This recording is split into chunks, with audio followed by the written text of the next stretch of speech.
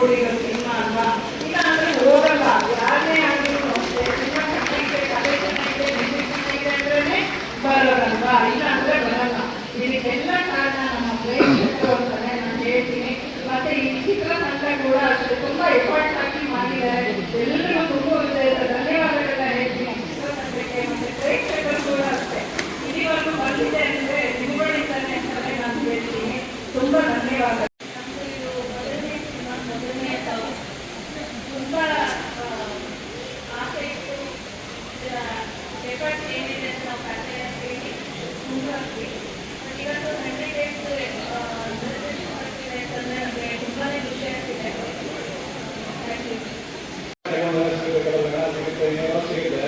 But ಹೆಮ್ಮೆ ನನ್ನ cinema ನಾನು ಒಂದು ಭಾಗ ಆಗೋದು ನಮಗೆ ಹೆಮ್ಮೆ ಕೊಡ್ತೀನಿ. ಈ ಯಶಸ್ಸನ್ನು ಪ್ರತಿಪಕ್ಷ ಪ್ರತಿಯೊಬ್ಬ ಒಬ್ಬ ಕ್ಯಾಮ್ರಾ ಮುಂದೆ ಕ್ಯಾಮ್ರಾ ಇದೆ ಎಲ್ಲರಿಗೂ ಅವರು ಕಲ್ಪಿಸ್ತಿದ್ದೀರ. ಇಂಥ ಸಿನಿಮಾ ನೋಡಲಿಕ್ಕೆ ನಮಗೆ ಎಲ್ಲರಿಗೂ ಹೆಮ್ಮೆ ಇದೆ. ಯಾವುದೋ ಒಬ್ಬ ತಂದೆ ತಾಯಿ ಅಜ್ಜ ಅಮ್ಮ ಮೊಮ್ಮಕ್ಕಳು ಕುಂತು 3 ಕಡೆ 100 ಮಾರ್ಕ್ಸ್ ನೋಡೋದು ಮಗುಗೋಸ್ಕರ ಹೆಮ್ಮೆ ಇದೆ. ಈ ಸಿನಿಮಾ ಮಾಡಲಿಕ್ಕೆ ಹೆಮ್ಮೆ ಇದೆ. ಧನ್ಯವಾದಗಳು. ತುಂಬ ಧನ್ಯವಾದಗಳು ಹಾಗೂ ಮೀಡಿಯಾದಲ್ಲೂ ಧನ್ಯವಾದಗಳು. ತುಂಬ ಚೆನ್ನಾಗಿದೆ, ಎಲ್ಲ ನೋಡಬೇಕು, ನೋಡ್ತಾ ಇದ್ದಾರೆ. ಆದರೆ ತುಂಬ ಥ್ಯಾಂಕ್ಸ್.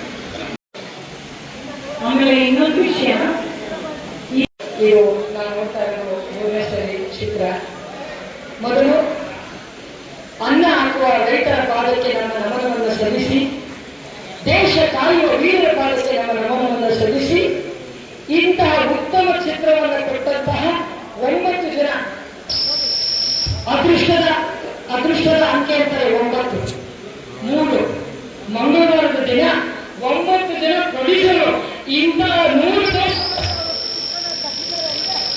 25 ಚಾನಲ್ ಮನೆಯ ಟಿವಿ ನೋಡ್ತೀನಿ. ಯಾವಾಗ ಯಾರು ಟಾಕೀಸ್ಗಳೆಲ್ಲ ಹೊಡೆದು ಮಾರಾಟ ಮಾಡ್ತಾ ಇದ್ದಾರೆ. ಪಾಪ ಕಲಾವಿದರು, ಪೋಷಕ ಕಲಾವಿದರು. ಆಯ್ತು, ಈ ಕಡೆ ಬರೋಣ. ಕಾದಂಬರಿ ರೂಪದಲ್ಲಿದ್ದಂತಹ ಕಾದಂಬರಿ